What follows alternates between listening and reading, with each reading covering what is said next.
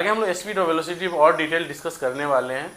तो डेफिनेशन तो आपने पढ़ा हुआ है कि the time rate of travel distance is speed और the time rate of travel shortest length in a direction in a certain direction is velocity.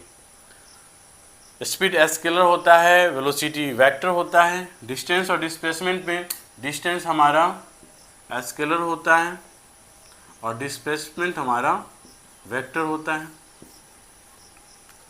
Distance path length पर depend करता है, डिस्प्लेसमेंट पाथ लेंथ पर depend नहीं करता है।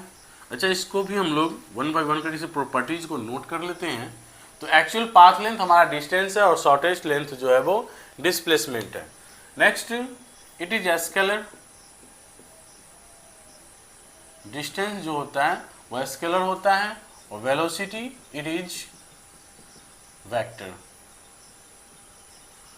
Distance always positive होता है। डिस्टेंस, कोई भी पार्टिकल जब डिस्टेंस ट्रेवल करेगा तो यह ऑलवेज पॉजिटिव होगा। बट डिस्प्लेसमेंट क्या है कि लेंथ के साथ साथ डायरेक्शन को भी बदलाता है, तो डायरेक्शन निगेटिव भी हो सकता है। तो it may be positive, negative और जीरो। मीन्स कि किसी पार्टिकल का दो पोजीशन के बीच का जो डिस्प्लेसमेंट होगा वो पॉजिटिव भी हो सकता है, नेगेटिव भी हो सकता है, और इनिशियल फाइनल पोजीशन अगर सेम हो जाए तो वो जीरो भी हो सकता है। तो ये प्रॉपर्टीज थे डिस्टेंस के और ये डिस्प्लेसमेंट के। इसका भी लेंथ ऐसा यूनिट मीटर होता है और इसका ऐसा यूनिट भी मीटर होता है, क्योंकि दोनों एक प्रकार का लेंथ ही है और लेंथ को हम लोग मेजर करने के लिए ऐसा यूनिट मीटर का इस्तेमाल करते हैं। ठीक है, तो आज हम लोग डिस्टेंस और डिस्प्लेसमेंट का डिटेल स्टडी कर लिए। नेक्स्ट टॉपिक में हम लोग का टॉपिक होगा स्पीड एंड वेलोसिटी, फिर एक्सेलरेशन। और एक्सेलरेशन में हम लोग देखेंगे कि एक्सेलरेशन दो तरह के होते हैं, एक यूनिफॉर्म एक्सेलरेशन और दूसरा नॉन यूनिफॉर्म एक्सेलरेशन।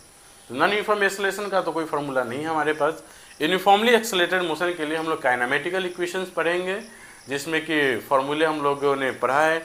वो तीन इक्वेशन है उसमें, displacement time equation, velocity displacement equation और वेलोसिटी टाइम इक्वेशन। फार्मूला आपको याद होगा, v equal to u plus a t, v square equal to u square plus 2as, और एक और फार्मूला है s equal to u t plus half a t square. तो ये हमारा वेलोसिटी टाइम के रिलेशन को दिखाता है, इसलिए इसको बोलते हैं वेलोसिटी टाइम इक्वेशन।